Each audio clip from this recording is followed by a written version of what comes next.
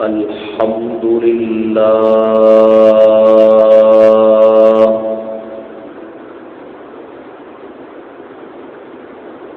الحمد لله الواحد الأحد الفرد الصمد الذي لم يلد ولم يولد ولم يكن له كفوا أحد والصلاة والسلام على خير العباد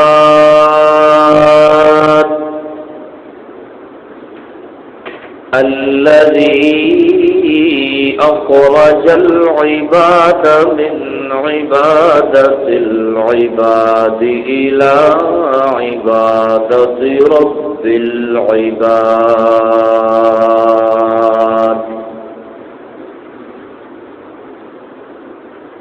أما بعد فإن خير الحديث كتاب الله وخير الهدي هدي محمد صلى الله عليه وسلم وشر الأمور محدثاتها وكل محدثة بدعة وكل بدعة ضلالة وكل ضلالة في النار.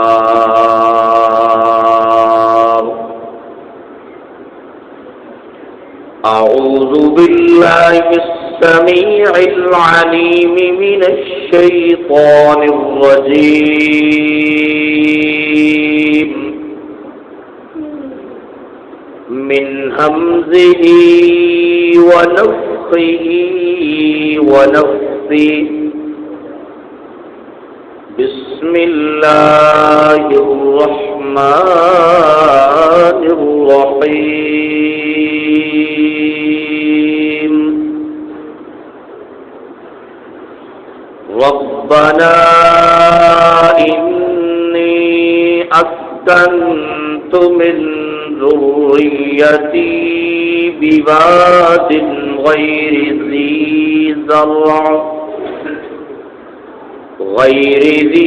زرع عند بيتك المحرم ربنا ليقيموا الصلاة فاجعل أفئدة من الناس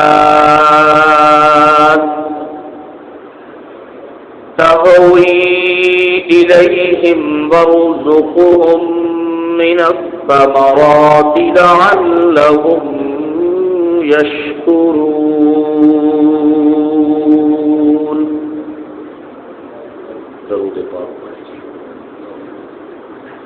اللهم صل على محمد وعلى آل محمد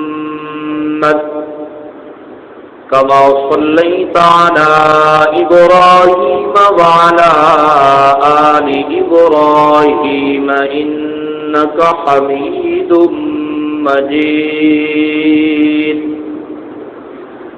اللهم بارك على محمد وعلى آل محمد كما باركت على إبراهيم وعلى آل إبراهيم إنك حميد مجيد.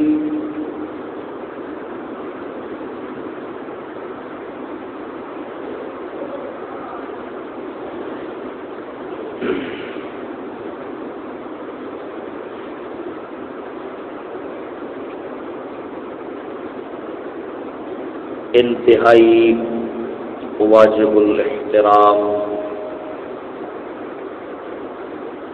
سامعین ذی احتشام برادران اسلام، بزرگوں، دوستوں، نوجوان بھائیوں،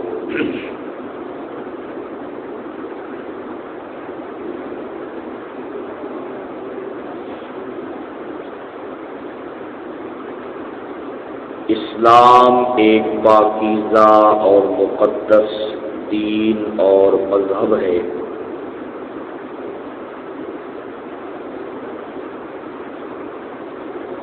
جس میں صرف بڑوں کے حقوق کا تذکرہ نہیں ہوتا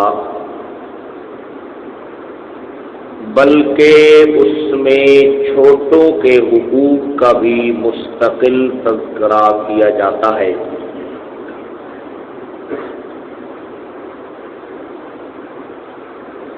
اولاد اللہ رب العزت کی نعمتوں میں سے ایک بہت بڑی نعمت ہے۔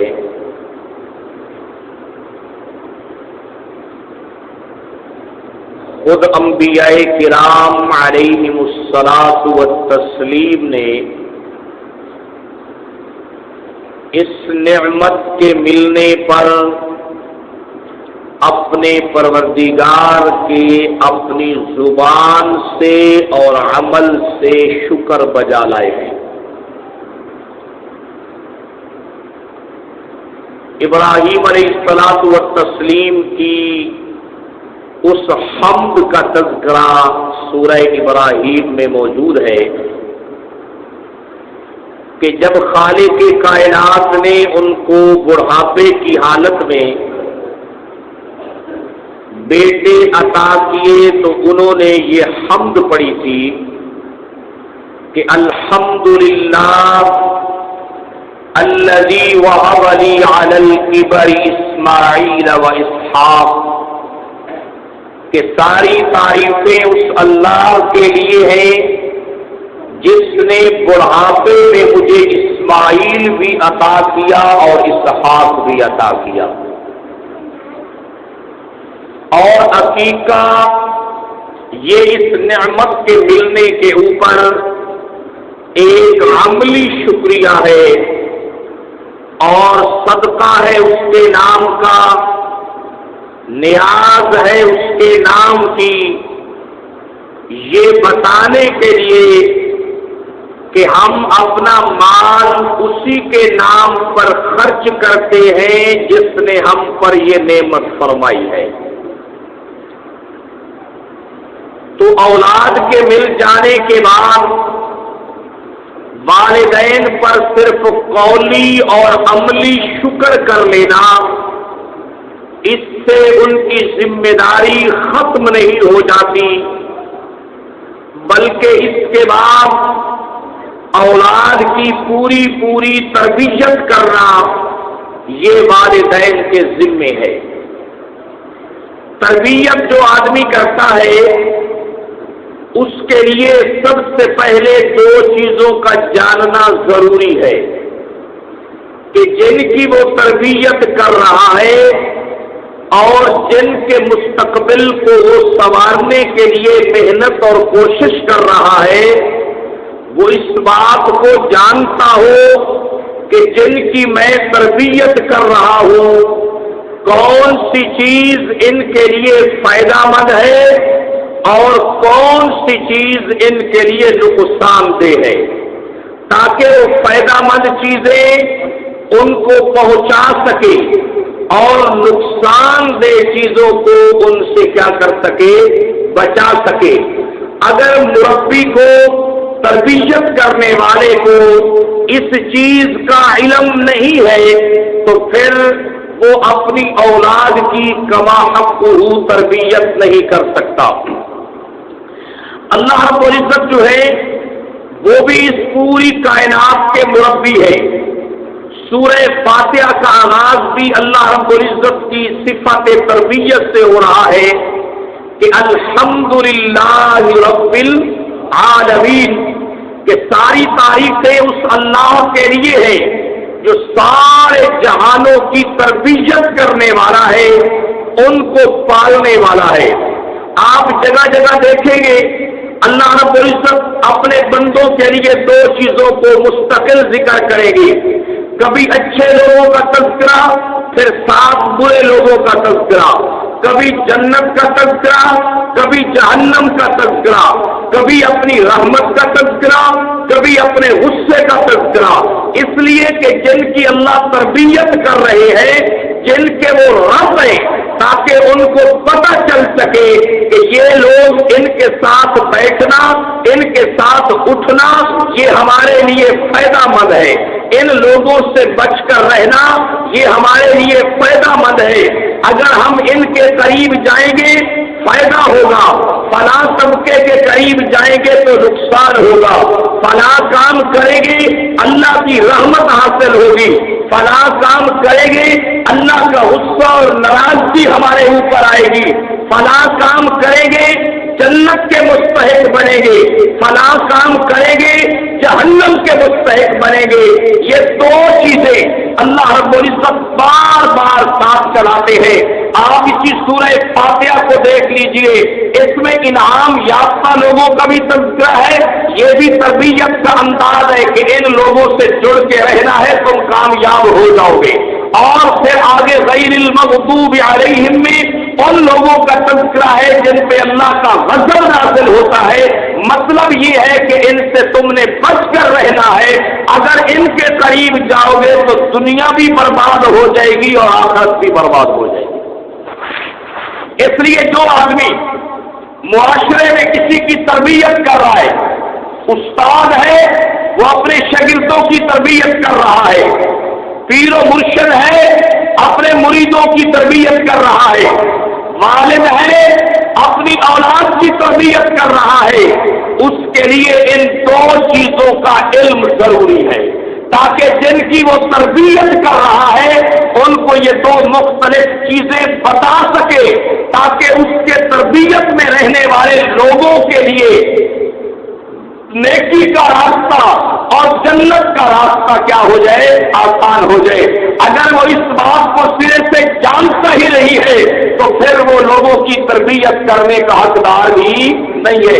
جب یہ بات آپ کو سمجھ آ گئی، اس سے یہ بات خود بخود سمجھ میں آ جاتی ہے کہ ایک والد کا اور ایک والدہ کا علم والا ہونا یہ کتنا ضروری ہے، کیونکہ ان دونوں چیزوں کا تعلق تو پھر علم کے ساتھ ہے نا، کہ کون سی چیز فائدہ مند ہے اس کا پتہ کس سے لگے گا، علم کے ذریعے سے لگے گا، کون سی چیز نقصان دہ ہے اس کا تعلق کس کے ساتھ ہے، علم کے ساتھ ہے۔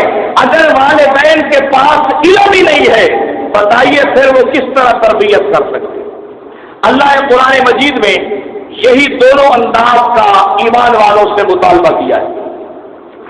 پہلے اللہ رب العزت کا مطالبہ ہے سورۃ التحریم کے اندر، فرمایا یا ایھا الذین آمنوا، اے ایمان والو، قوا انفسکم واہلیکم نارا، تمہارے ذمے ہے کہ تم بچاؤ اپنے آپ کو، واہلیکم اور اپنے گھر والوں کو، نارا کس سے، جہنم کی۔ اب جہنم کی آگ سے کیسے بچا سکتے ہیں؟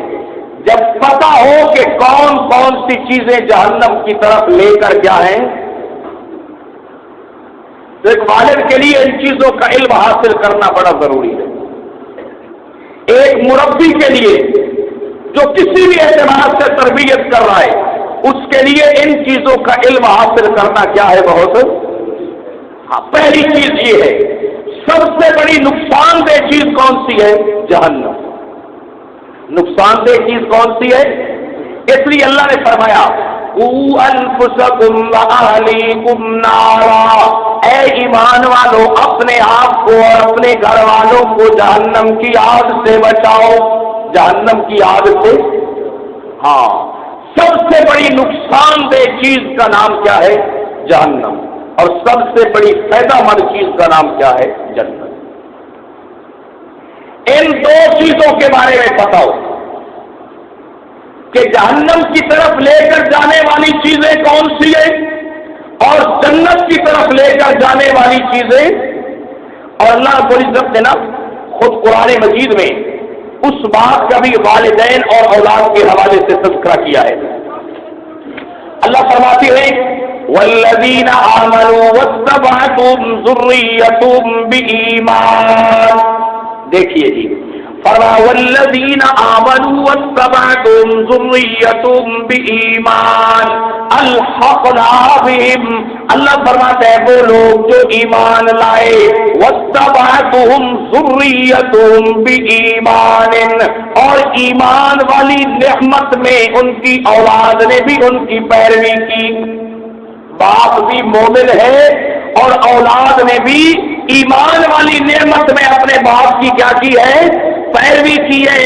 اللہ فرماتے الحقنا بہم ذریتہم ہم ان کی اولاد کو بھی ان کے ساتھ ملا دیں گے.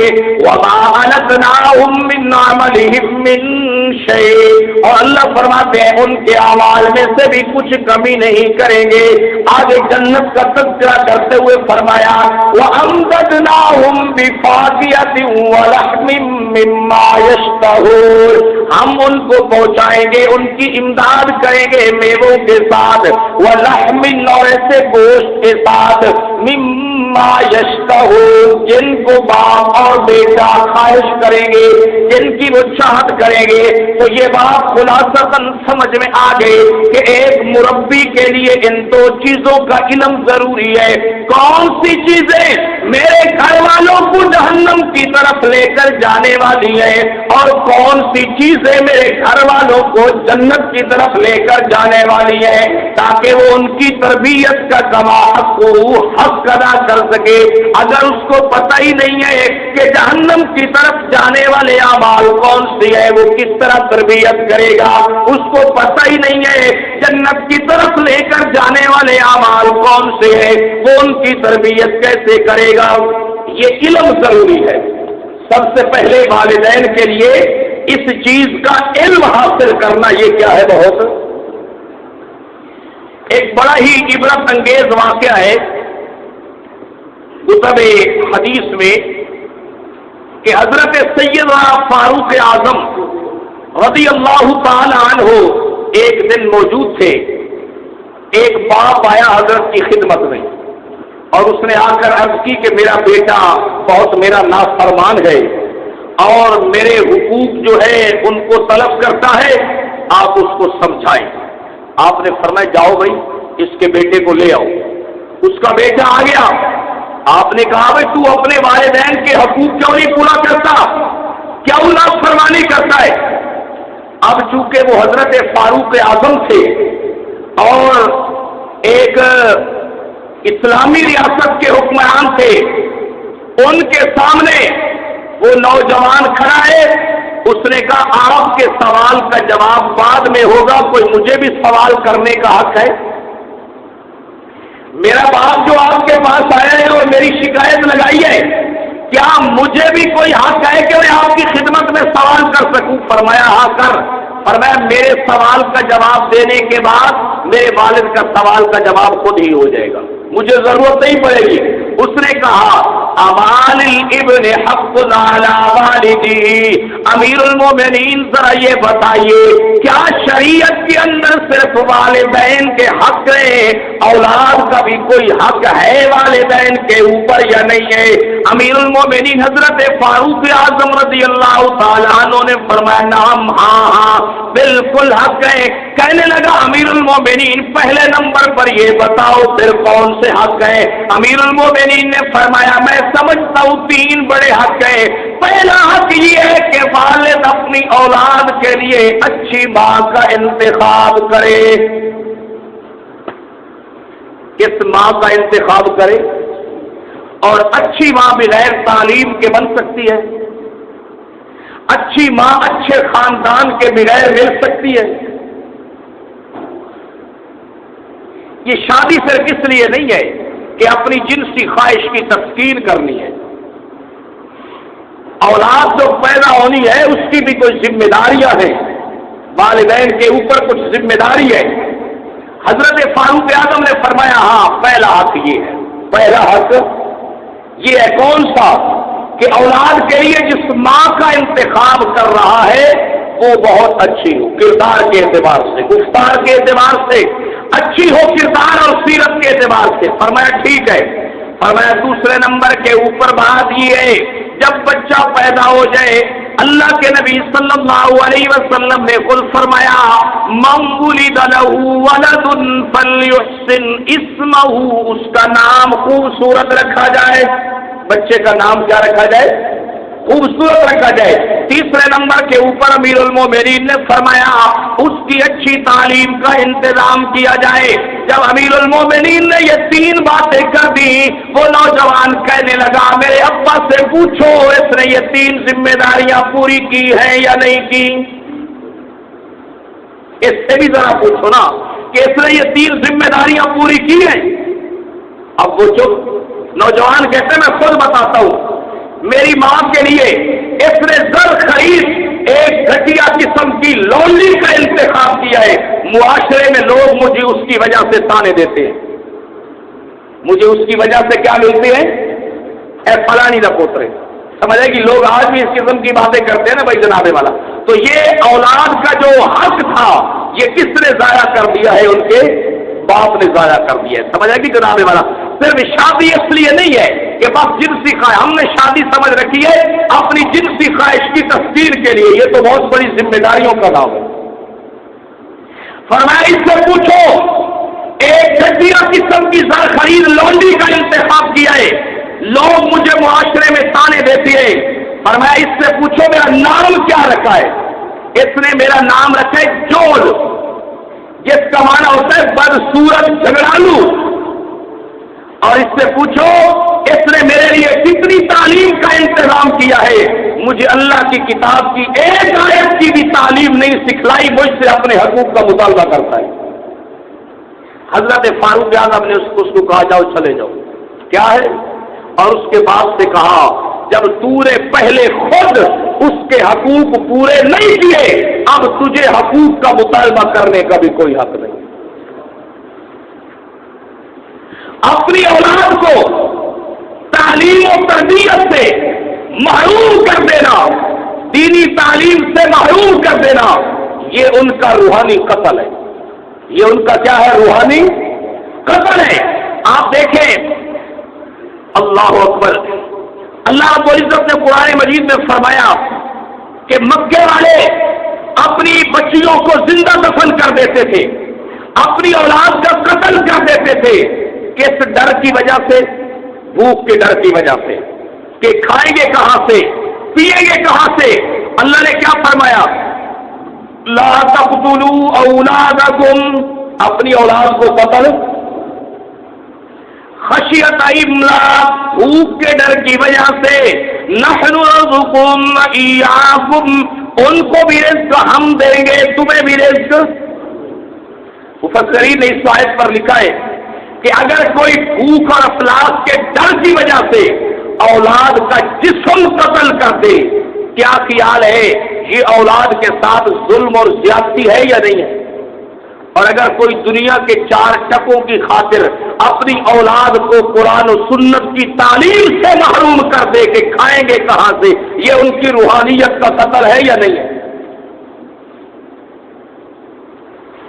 مولانا محمد عمر پہلانپوری رحمہ اللہ ایک بڑا ہی خوبصورت جملہ ارشاد فرمایا کرتے تھے، کہتے تھے بھائیو ہمارا جب ہم لینے پہ آتے ہیں ہم کہتے ہیں کہ اچھا انسان ہونا چاہیے، لیکن جس تعلیم سے اچھے انسان بنتے ہیں وہ اس تعلیم کی تو ہمیں فکر کوئی نہیں ہے، اس تعلیم کی طرف تو ہماری توجہ نہیں ہے، اس تعلیم کی طرف تو ہمارا دھیان نہیں ہے، ہمارا دھیان اور چیز کی طرف ہے۔ فرمایا جتنی بھی فزکس پڑھ لو، کیمسٹری پڑھ لو، اس سے اچھے انسان نہیں بن سکتے، اچھے انجینئر بن سکتے ہو۔ اس تعلیم سے زیادہ کیا بنے گا؟ تم اچھے سے اچھے انجینئر بنو گے، بیالوجی پڑھو گے، اس سے اچھے تم ڈاکٹر بنو گے۔ فرمایا اچھے سے اچھا انسان صرف محمد کی تعلیم سے بندہ بن سکتا ہے۔ یہ ذمہ داری ہے والدین کے اوپر. حضرت فاروق اعظم رضی اللہ تعالی عنہ نے یہی بات کی اور یہی بات سمجھائی. اب جو ہے نا بچے جب چھوٹے ہوتے ہیں 4-5 سال تک ان کے پاس علم حاصل کرنے کے 2 ذریعے ہوتے ہیں. ایک کانوں سے سنتے ہیں, دوسرا آنکھوں سے کیا کرتے ہیں. ایک دن حکیم الامت کے پاس ایک آدمی چھوٹے بچے کو لے کر آیا. کہا حضرت جی اس کو دم کرو, ضد بہت کرتا ہے. یہ بھی مسئلہ ہے نا آج کو. کہا اس کو دم کرو. جی کیا بھائی؟ ضد بہت کرتا ہے. فرمایا یہ بتاؤ تمہارے گھر میں ماں اس کی ضد کرتی ہے یا باپ ضد کرتا ہے؟ تم جو دم کروانے کے لیے آ گئے ہو اس مسئلے کے حل کے لیے, تم یہ بتاؤ پہلے کہ گھر میں جو بڑے ہیں ان میں سے ضد کون کرتا؟ نہیں جی سب کبھی بھی نہیں ضد کی. اب یہ بات بھی کوئی ماننے والی ہے؟ ایمانداری سے بتاؤ. بوڑھے شادی شدہ بھی بیٹھے ہیں, نوجوان بھی. یہ بھی کوئی بات ہے کہ گھر میں ضد نہ ہو؟ کبھی ماں کی ضد ہے, کبھی کیا ہے باپ. اس نے یہ سیکھی کہاں سے ہے؟ اب یہ دم سے تو نہیں نہ جائے گی نا.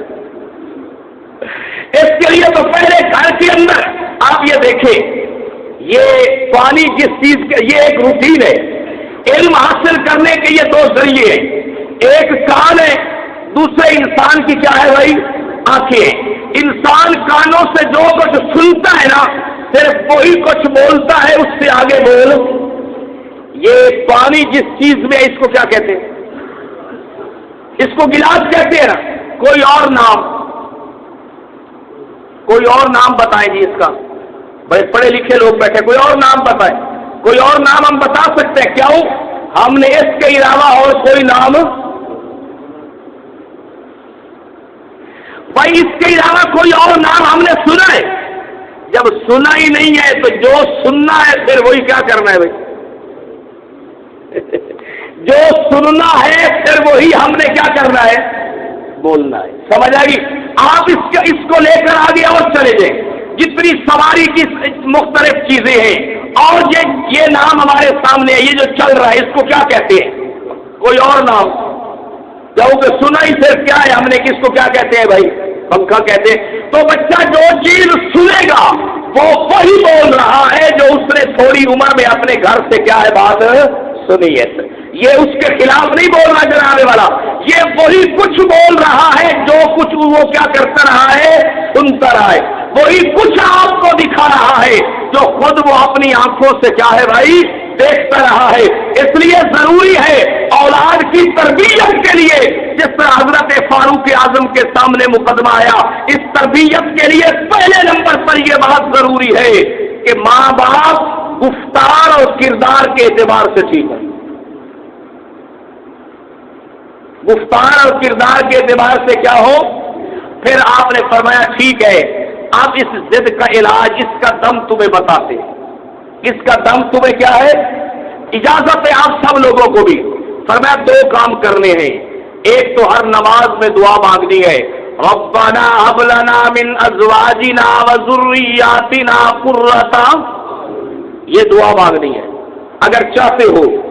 دوسرے نمبر کے اوپر اپنے بچوں کو گھر میں اکٹھا کر کے ہفتے میں 1 دن, 10 دنوں میں 1 دن ان سے کثرت کے ساتھ درود پاک پڑھوایا جائے. کیا پڑھوایا جائے؟ یہ نہ پڑھوانا, اس سے تو ہو سکتا ہے بچے مولوی بن جائے. سمجھ آئے گی جناب والا؟ تو پھر یہ ایک طریقہ ہے جناب والا, یہ دم ہے اس کا. یہ اس کا دم نہیں ہے کہ بس کوئی اور چیز. جب وہ گھر میں دیکھے گا کہ ماں کو دیکھے گا وہ ضد پہ ڈٹی ہوئی ہے, باپ کو دیکھے گا وہ ضد پہ ڈٹی ہوئی, تو پھر اس نے کیا کرنا ہے؟ اس نے تو وہی کچھ بولنا ہے جو کچھ اس نے کیا ہے سننا ہے. اس نے تو وہی کچھ کر کے دکھانا ہے جو اس نے خود اپنی آنکھوں سے کیا کرنا ہے بھائی, دیکھنا ہے جناب والا. اس لیے فرمایا پہلے نمبر کے اوپر بچوں کے سامنے ان غیر اخلاقی چیزوں سے ماں باپ پرہیز کرے. دوسرے نمبر کے اوپر پھر کیا کرے کہ اپنے بچوں کے لیے ہر نماز میں دعا کرے, اور ایسے بچوں کو ہفتے میں 1 دن اکٹھا کر کے کم از کم ان سے 100 مرتبہ نبی کی ذات پر کیا پڑھوایا جائے. اس سے ان کے دلوں میں نرمی آئے گی. ان کے دلوں میں کیا آئے گی بھائی؟ ہاں سمجھ آئی. اور سنیے یہ صرف باپ کی ذمہ داری نہیں کہ باپ نے تربیت کرنی ہے، ماں کے بھی ذمہ ہے۔ صحیح بخاری میں حدیث ہے، قال النبی صلی اللہ علیہ وسلم کلکم راع وکلکم مسئول عن رعیتہ، فرمایا تم میں سے ہر ایک نگہبان ہے اور ہر ایک سے اس کی رعیت کے بارے میں سوال کیا جائے گا۔ اللہ کے نبی نے فرمایا فالامام الاعظم الذی علی الناس راع وهو مسئول عن رعیتہ، جو حکمران وقت ہے، جو بڑا امام ہے وہ بھی حکمران ہے، وهو مسئول عن رعیتہ، اس سے بھی اس کی رعیت کے بارے میں سوال کیا جائے گا۔ پھر آپ نے میاں بیوی کا خاص طور پہ تذکرہ کیا، فرمایا والرجل راع علی اہل بیتھا، فرمایا مرد جو ہے وہ بھی نگران ہے کس کے اوپر؟ اپنے گھر والوں کے اوپر، وہو مسئول عن رعیتہ، اور اس سے اس کی رعیت کے بارے میں سوال کیا جائے گا۔ پھر آپ نے فرمایا والمرأۃ راعیۃ علی اہل بیت زوجہا وولدہ، فرمایا عورت دو چیزوں کے اوپر نگران ہے، فرمایا نمبر ایک اپنے خاوند کے گھر کی حفاظت کے اوپر نگران ہے، اس سے اپنے خاوند کے گھر کی حفاظت کے بارے میں بھی سوال ہوگا۔ نمبر دو وولدہ، خاوند کے بچوں کے بارے میں بھی اس سے کیا ہوگا؟ یہ ذمہ داریاں تب پوری ہو سکتی ہیں جب ان چیزوں کی طرف کیا کیا جائے؟ دھیان دیا جائے۔ جس طرح باپ کی ذمہ داری ہے اسی طرح کس کی ذمہ داری ہے؟ ماں کی بھی ذمہ داری ہے۔ اور جب ماں تعلیم یافتہ ہوگی، ماں گفتار اور کردار میں اعلیٰ ہوگی اور وہ اسی انداز میں تربیت کرے گی، اللہ کے فضل و کرم سے اس کے اثرات بھی پھر نظر۔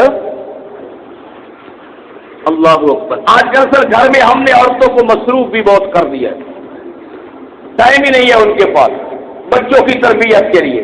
ایک بڑا مشہور واقعہ ہے ہماری تاریخ کا، بالکل صحیح واقعہ ہے، حضرت پیران پیر شیخ عبد القادر جیلانی رحمہ اللہ کا، کہ یتیم ہو گئے بچپن کے اندر، باپ کی جانب سے دو بھائی تھے، 80 درہم جو ہے وہ وراثت ملی۔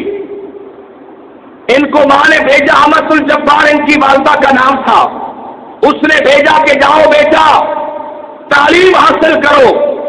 جب جانے لگے قافلے والوں کے ساتھ بھیج دیا، 40 درہم ان کے کپڑے کا جو کرتا تھا اس کے اندر کر کے ان کی کیا کر دی؟ سلائی کر دی، سلائی ہو گئی۔ جب جانے لگے تو اماں نے صرف ایک ہی نصیحت کی تھی، بیٹا کبھی بھی کسی سے جھوٹ۔ یہ واقعات ہم پڑھتے بھی ہیں، سنتے بھی ہیں، مگر ان پہ عمل کب ہوگا ہمارے معاشرے میں؟ فرمایا بیٹا جا رہے ہو کسی کے ساتھ جھوٹ۔ ہم خود اپنے گھروں میں بیٹھ کر بچوں کو جھوٹ سکھاتے ہیں، رشتہ داروں کو کیسے داؤ پیچ لگانے ہیں، باہر کے لوگوں کو کس طرح لگانے ہیں، تو پھر کس طرح تربیت ہوگی؟ تو فرمایا جھوٹ نہیں بولنا۔ آگے مشہور واقعہ ہے، پیران پیر سفر پہ چل پڑے، ابھی بچے ہیں ماشاءاللہ، اللہ پھر ایسے لوگوں کے ذریعے سے اپنے بندوں کو بڑی ہدایت عطا فرما دے۔ اللہ اکبر۔ چل پڑے، راستے میں چلتے چلتے ایک جگہ کے اوپر ڈاکوؤں نے قافلے والوں کو گھیر لیا، سب قافلے والوں کو لوٹ لیا۔ بچے سے پوچھا عبد القادر سے، بیٹا تیرے پاس کچھ ہے؟ کہا میرے پاس 40 درہم ہے۔ انہوں نے تلاشی لی، سامان کی، کپڑے کو ہاتھ لگائے، اندر کی جانب سلے ہوئے تھے، ان کو پیسے نظر نہیں آئے۔ انہوں نے پکڑا اور لے کر چلے گئے اپنے بڑے گرو گھنٹال کے پاس، کہ جو ان سے جناب والا وصول کرتا تھا منتھلیاں، کہ تم کر کے لے آؤ اتنا، اس میں میرا حصہ ہے۔ چنانچہ اس کے پاس لے گئے، کہا کہ اس بچے کو دیکھو یہ جھوٹ بولتا ہے، کہتا ہے میرے پاس پیسے ہیں مگر نکلتے نہیں ہیں۔ انہوں نے کہا نہیں نہیں میرے پاس پیسے ہیں۔ انہوں نے اپنا قمیض اتار دیا، کہا اندر دیکھو یہ پیسے 40 درہم اس کے اندر سلے ہوئے ہیں۔ بڑا حیران ہوا وہ ڈاکوؤں کا سردار، کہنے لگا کمال کی بات ہے، ایسے موقعوں کے اوپر تو لوگ جان بچانے کے لیے اور پیسے اور مال بچانے کے لیے جھوٹ بولتے ہیں، یہ بچہ ہو کر یہ کام کر رہے ہیں۔ उसने पूछा बेटा आप ये बताएं, ये पैसे आपके छुपे हुए थे, लोगों को नजर नहीं आ रहे थे। इन्होंने जब पूछा आप कह सकते थे मेरे पास माल नहीं है, इन्होंने तलाशी ली, जान छूट गई, तुम बराबर कहते रहे मेरे पास माल है, इसकी वजह क्या है? हजरत पीराने पीर ने फरमाया सरदार जी बात ये है, असल बात ये है कि जब मैं घर से चलने लगा था, मेरी वालदा अब्दुल जब्बार ने कहा था बेटा किसी से झूठ बोलना। अल्लाह अकबर, ये है जी हजरत शेख अब्दुल कादिर जिलानी, अल्लाह अकबर। बस डाकू ने जब ये बात सुनी अपना सर सजदे में रख दिया, कहने लगा अल्लाह मुझे माफ कर दीजिए, अगर एक बेटा अपनी माँ के हुक्म का इतना फर्मा बरदार है, तू तो मेरा खालिक है, तू तो मेरा मालिक है, तू मेरे ऊपर इनामात और एहसानात करने वाला है, आज मुझे माफ कर दे, आइंदा मैं ऐसा जुर्म नहीं करूंगा। आपके सच के बोलने की वजह से सारे काफिले वालों को माल भी वापस मिल गया और डाकुओं को तौबा की तौफीक हो गई। ये पीछे से किसका असर है? ये माँ का असर है। किसका असर है? माँ का असर है। अभी जो हमारा माहौल आने वाला है, मौसम आने वाला, इसलिए मैं अक्सर एक जुमला बोलता रहता हूं, अल्लाहु अकबर। हजरत पीराने पीर का नाम लेना बहुत आसान है, ऐसे लोगों की सीरत पे चलना क्या है बहुत, या और आसान कर दूं, हर महीने हजरत के नाम के ऊपर 11वीं शरीफ के चंदे करना आसान है। आसान है ना भाई, क्योंकि वो तो लोग देते भी हैं, फिर लोग कहते हैं सीधे अल्लाह के नाम ही करेंगे, जिले उगाड़ी करेंगे ना कहीं का नाम लेंगे अल्लाह का या 11वीं शरीफ यार बुलेंदे ही नहीं पे तुझे पता नहीं समझ आई भाई। जब लोग जो है फिर जब पका लेते हैं कहते खाओ, हम कहते हैं हम नहीं खाते, कहते अल्लाह के नाम है एक ही है भाई, तो स्पीकर की लान जमा पास की होता अल्लाह के नाम भी जमा कराओ या 11वीं शरीफ भी, इसलिए हम नहीं खाते भाई। हम वो माल खाते हैं जो सिर्फ किसके नाम पे लिया जाए, उसमें ऐलान किसी और के नाम का आएगा तो वमा उहिल्ला बिही लिगैरिल्लाह, फिर उसकी इजाजत समझ आएगी जनाब वाला। तो बहरहाल अल्लाह हमें ऐसे नेक लोगों की सीरत पे चलने की तौफीक नसीब फरमाए।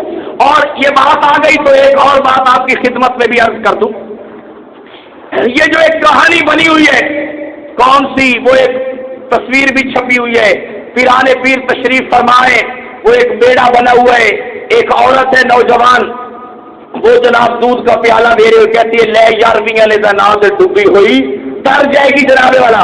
एक तो ये है कि हम इसके बारे में कोई तबसरा करें, सुनो बरेलवी मकतबे फिक्र के खुद बड़े बड़े उलमा ने इस वाक़े को झूठ करार दिया है, इस वाक़े को क्या करार दिया है, झूठ करार दिया है।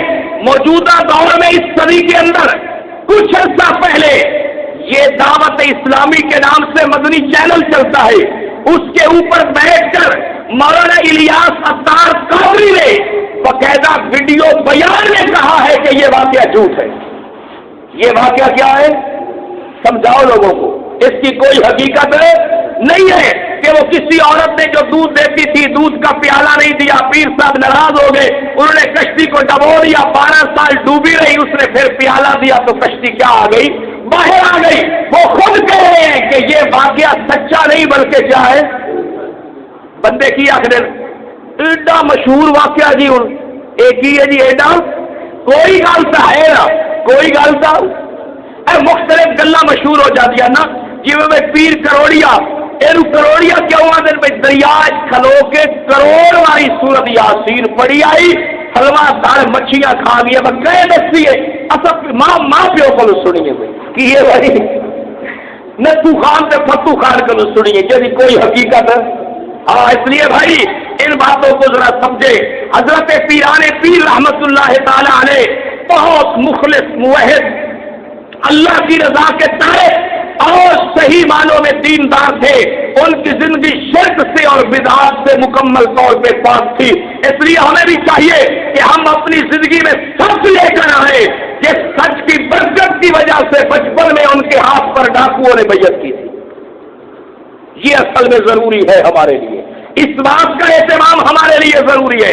اللہ اکبر، بچپن کے اندر تربیت کتنی ضروری ہے۔ آپ کو پتہ ہے جو اصل سید ہیں، جو کیا ہے بھائی، اصل سید ہے جناب والا، جو حضرت سیدہ طیبہ طاہرہ فاطمہ الزہرا کی نسل کے اندر رہتے ہیں، اللہ کے نبی کی آل میں سے ہیں، ان کے لیے صدقے کا مال کھانا حلال، سادات کے لیے زکات اور صدقہ کھانے کی اجازت۔ ایک دن مسجد نبوی میں صدقے کی کھجوریں آئی ہوئی ہیں، صدقے کی کھجوریں آئی ہوئی ہیں۔ حضرت امام حسن مجتبی رضی اللہ تعالی عنہ ابھی بچے ہیں، اللہ کے حبیب کے پاس موجود ہیں۔ کیا دیکھا کہ نبی پاک صلی اللہ علیہ وسلم نے کہ حسن مجتبی نے صدقے کی کھجوروں میں سے ایک کھجور اٹھائی اور اس کو کیا کر دیا، منہ کے اندر ڈال دیا، اندر لے کر چلے گئے۔ ابھی وہ شریعت کے احکام سے مکلف بھی نہیں ہے، چھوٹے بچے ہیں، اس لیے کہ جب اللہ کے نبی کی وفات ہوئی تو حسن مجتبی کی عمر صرف 7 سال تھی۔ 7 سال کا بچہ تو احکام شریعت کا مکلف بھی نہیں ہوتا، مگر اس نے جو کھجور کھائی تھی وہ کھانا اس کے لیے حلال نہیں تھا۔ اللہ کے نبی صلی اللہ علیہ وسلم نے امام حسن کے منہ کے اندر اپنا انگشت مبارک دیا اور اس کو زور سے گلے میں دبایا کہ حضرت کو قے آ گئی اور وہ کھجور کیا نکل آئی۔ اگر بچوں کو شروع سے ہی یہ تربیت دی جائے کہ حلال کھانا ہے، حلال پینا ہے، پھر معاشرے میں بڑے ہو کر کرپشن کی کوئی فلم چل سکتی ہے، پھر بڑے ہو کر معاشرے میں یہ بدعنوانیاں، یہ جو غصب ہے، یہ چیزیں نہیں چل سکتی۔ اپنے گھروں کے اندر سے بچپن میں بچوں کی تربیت کی جائے کہ حرام کے قریب جانا۔ اور ابراہیم علیہ السلام کی سیرت قربانی کے حوالے سے قریب آ رہی ہے، جو آیت مبارکہ خطبے میں تلاوت کی تھی، اللہ رب العزت نے اس کے اندر ایک بات ذکر کی ہے کہ ابراہیم علیہ السلام عراق سے چلے اور شام میں پہنچ گئے، وہاں پر اللہ کی طرف سے اسماعیل جیسا خوبصورت نیک صالح فرزند مل گیا۔ ابراہیم علیہ السلام نے وہاں سے ہجرت کی، قرآن نے ان کی ہجرت کا تذکرہ کیا ہے۔ اللہ فرماتے ہیں میرا نبی اپنے بیوی بچے کو بیابان جنگل میں چھوڑ کے واپس جا رہا ہے اور ایک دعا مانگ رہا ہے، ربنا انی اسکنت من ذریتی بواد غیر ذی زرع، اے ہمارے پروردگار میں نے اپنی اولاد کو ایک ایسی وادی میں چھوڑ دیا ہے، غیر ذی زرع، جہاں پہ کوئی کھیتی نہیں ہے، جہاں پہ پتا بھی نہیں ہے، عند بیتک المحرم، مگر تیرا عزت والا گھر ان کے پاس ہے۔ اللہ جی میری اس ہجرت کا مقصد کیا ہے، شام چھوڑنے کا مقصد کیا ہے، بیوی بچے کی ہجرت کا مقصد کیا ہے، ربنا لیقیموا الصلاۃ، اللہ مقصد یہ ہے کہ یہ نمازی بن جائے۔ یہ کیا بن جائے؟ آج ہم دیکھ لیں ہم بچوں کی خاطر ہجرتیں کر رہے یا نہیں کر رہے، دیہاتوں کو چھوڑ کر شہروں کی طرف، چھوٹے شہروں والے بڑے شہروں کی طرف، مگر جب بھی جس شہر کی طرف جاتی ہے پہلی نظر اسی بات پر ہوتی ہے نا کہ میں نے مکان ایسی جگہ پہ بنانا ہے جہاں پر اہل حق کی مسجد قریب ہو، تاکہ میرے بچے آذان سنے، وہاں پہ جا کر 5 وقت کی نماز پڑھے۔ پہلی نظر مسجد پہ ہوتی ہے یا سکول و کالج کے اوپر، پھر بعد میں روتے ہیں کہ نماز ہی نہیں پڑھتی ہماری اولاد۔ ابراہیم علیہ السلام نے ہجرت کی ہے شام سے مکے کی طرف، کس لیے کہ یہاں پر بازار اچھی ہے، میرا اسماعیل بڑے ہو کر بڑا تاجر بنے گا، یہاں پر جناب والا دنیا کا سسٹم بہت اعلیٰ ہے جس سے میرا ابراہیم بہت بڑا جناب والا حکمران بن سکتا نہیں۔ فرمایا ربنا لیقیموا الصلاۃ، اللہ میری ہجرت کا مقصد یہ ہے، بیابان جنگل میں چھوڑنے کا مقصد یہ ہے کہ میرا اسماعیل نمازی بن جائے، میرا اسماعیل کیا بن جائے؟ نمازی بن جائے۔ اس لیے میرے بھائیوں اس بات سے اوپر بھی والدین کوشش کریں، جو دور ہوتا ہے ان کو نمازی بنانے کا، اس دور میں ہمیں فکر نہیں ہوتی، جب وہ بڑے ہو جاتے ہیں پھر ہم کہتے ہیں وہ ہماری مانتے۔ 10 سال سے لے کر 14-15 سال کی عمر تک شریعت کہتی ہے نماز نہیں پڑھتے تو ان کو مارنے کی بھی کیا ہے محدثین نے اس پہ مسئلہ لکھا ہے، عرض کر دیتا ہوں آپ کے لیے۔ اگر بیٹا اس عمر میں نماز نہیں پڑھے گا وہ گناہگار نہیں ہوگا، اس لیے کہ ابھی بالغ نہیں، نہ پڑھنے کی وجہ سے والدین گناہگار ہو گئے کیونکہ اپنی ذمہ داری نہیں ادا کر رہے۔ ان کی ذمہ داری ہے کہ اس عمر میں ان کو خود ان کو نماز کے لیے جگائیں، اٹھائیں، مسجد میں ان کو لے کر آئے۔ جب وقت تھا ساتھ لانے کا اس وقت لائے نہیں، بعد میں پھر رونے کا کوئی فائدہ۔ اللہ مجھے بھی اور آپ کو بھی ان گزارشات کے اوپر عمل کرنے کی توفیق۔